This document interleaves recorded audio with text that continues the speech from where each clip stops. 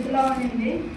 నేను పాస్టర్ గారికి చెప్పాను, పాస్టర్ గారు ఇలాగ మా అత్తగారి నిండా సీరియస్గా ఉంది అంటే మాకు భయం వేసింది అనమాట. అంటే మాకు చెప్పట్లేదు, మేము దూరంగా ఉన్నామని. ఎవరు లేరు అక్కడ, నా కొడుకు తప్ప.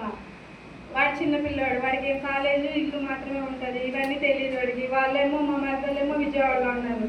మేము గ్రూప్ కాల్ చేసామన్నమాట, ఎలా ఉంది అత్తయ్యకి మాట్లాడదామంటే ఏడ్చేస్తుంది ఫోన్లో. నా వల్ల కాలేదమ్మా, నాకు భయం వేసిపోతుంది, మీరు మాట్లాడుకోండి అని చెప్పాను. ఫోన్ పక్కన పెట్టేస్తే నేను మా ఆయనకు కూడా చెప్పలేదు. నేను పాస్టర్ గారికి ఫోన్ చేసి చెప్పాను. ఆ రోజు బుధవారం ప్రేయర్ ఉండదు ఆన్లైన్లో.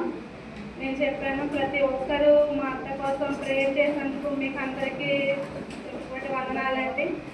మరి మీ ప్రార్థనల వల్ల మాకు ఏది విజ్ఞాపనలో పెట్టినా ఖచ్చితంగా అవి నెరవేరుతున్నాయి. దాన్ని బట్టి నేను ఎంతో సంతోషపడుతున్నాను. మీకు ఎప్పటికీ నేను కృతజ్ఞులై ఉంటాను. అలాగే ఇంకొక సాక్ష్యం అండి, మా ఆయనకి అక్కమ్మ ఇంకా తగలేదు. అది కూడా మీ అనుదిన ప్రార్థనలలో ప్రార్థించి అది కూడా విజయవంతంగా పూర్తయి నన్ను గొప్ప సాక్షిగా నిలబెడతారని చెప్పనేసి అనుకుంటున్నాను. మరి మా కుటుంబం కొరకు మీ వ్యక్తిగతంగా ప్రార్థనలో మా అత్తకు నయమైనందుకు నిన్న పాస్టర్ గారితో మాట్లాడించాను. చాలా బాగా మాట్లాడింది, చాలా సంతోషం అనిపించింది. పాస్టర్ గారు కూడా సంతోషపడ్డారు. మరి దీన్ని బట్టి చిన్న సాక్ష్యం బట్టి మీకు వందనాలండి.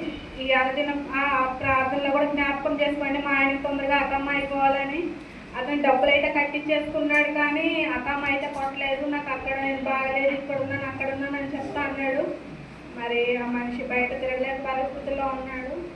ఈ ఒక చిన్న విజ్ఞాపన కూడా మీరు జ్ఞాపకం పెట్టుకొని మీ అనుదిన ప్రార్థనలు చేసుకొని మళ్ళీ వచ్చే వారానికంతా మా ఆయనకు అక్కమ్మ అయిపోయే విధంగా మళ్ళీ ఒక మంచి సాక్ష్యం చెప్పే విధంగా మీరందరూ ప్రార్థన చేస్తారని చెప్పని అడుగుతున్నాను. ఈ చిన్న సాక్ష్యం దేవుడు దీవించి ఆశీర్వదించింది.